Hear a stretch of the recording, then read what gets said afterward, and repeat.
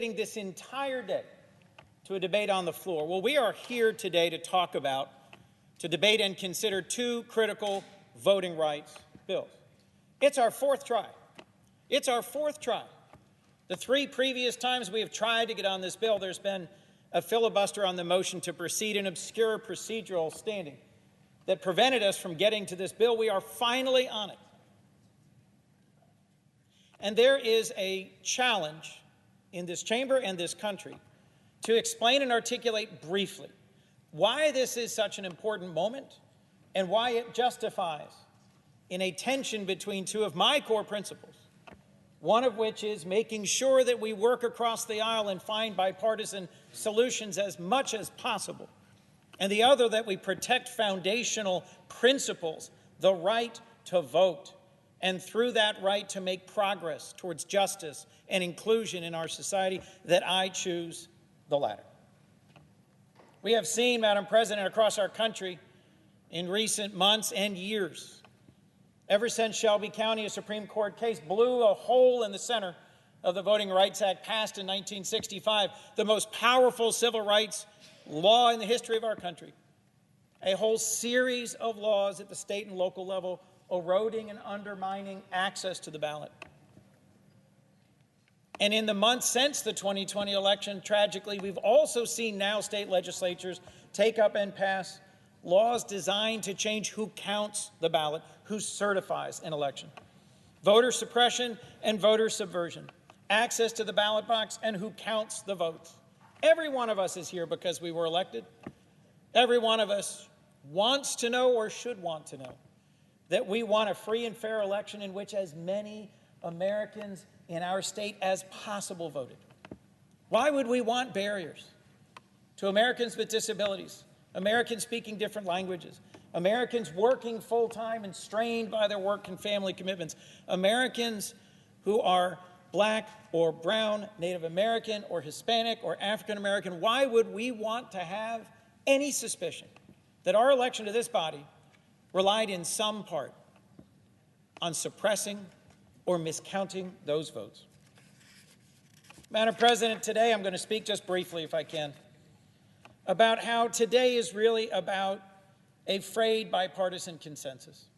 Some of my Republican friends and colleagues have spoken about how we have to continue to hang on to and respect the rules of this Senate, especially the 60-vote threshold, to moving forward on policy changes. And I've long defended that and respect that concern.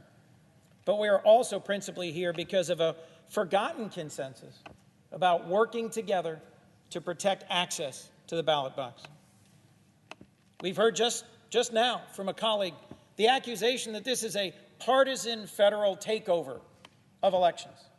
Yet several of my colleagues have read and reminded us the Constitution itself explicitly gives this Congress the power, even the responsibility, to ensure that federal elections are conducted in a way that is free and fair. When the first Senate gathered, think about who was in the room.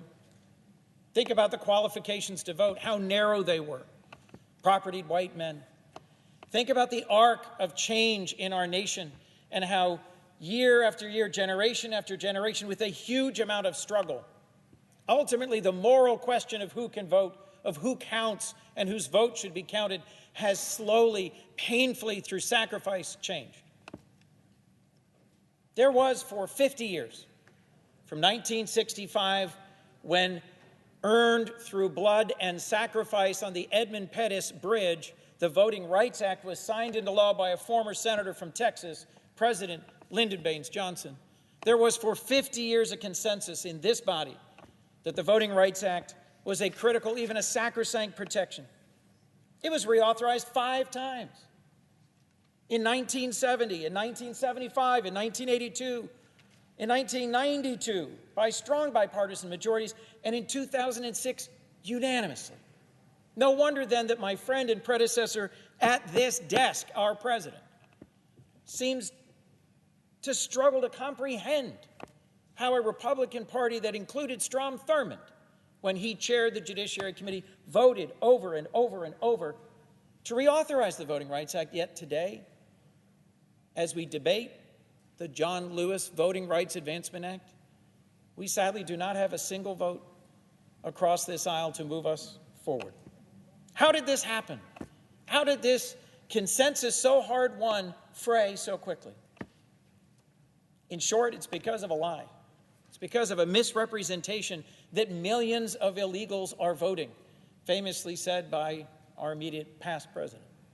But a widespread belief that voter fraud was undermining the very credibility of our elections has been adopted across our country and spread and caused a fundamental break.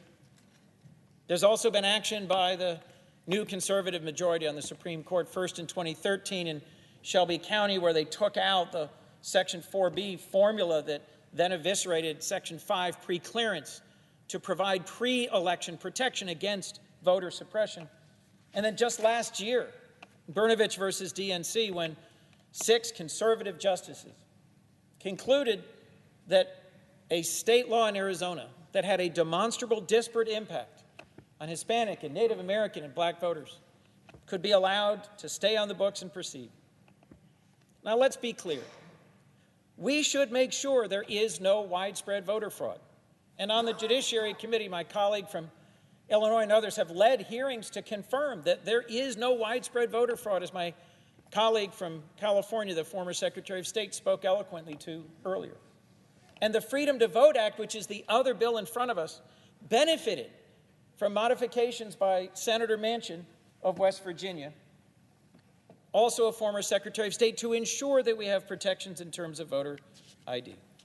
I will also briefly, and I know I need to conclude, respond, if I can, to accusations by several of my colleagues that Delaware's voting laws are not yet at the highest standard. And I will say, it is true. My state has a long, brutal, tragic history of race relations that were not their best, and our voting laws have just now come to be up to the federal standards. We are hoping to make the standard for our whole country. But let me ask this question.